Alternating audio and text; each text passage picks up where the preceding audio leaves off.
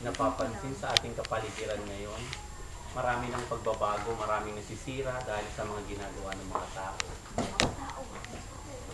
Ano na nangyayari? Nasisira ang ating kalikasan dahil sa mga maling gawain, ang pagputol ng puno, pagtatapon ng basura, kaya nagkakaroon tayo ng mga baha at iba pang sakuna na nangyayari sa ating bansa, hindi lang sa ating lugar kundi sa buong Pilipinas.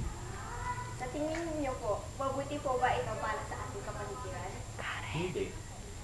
Hindi.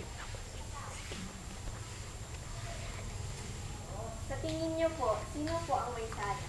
Tayo, mga tao, ang may kasalanan kung bakit nagkakaganito ang ating kapaligiran. Para sa inyo, ano ang maaari natin gawin para sa pangyayari? Marami.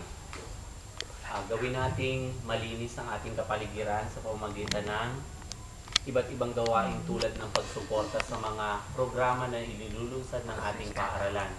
Tulad na lang ng 3B na kailangan nating iwasan o baguhin ang mga anyo ng mga bagay na pwedeng pakinabangan tulad ng mga pet bottles at iba pang mga gamit na maaaring pakinabangan natin.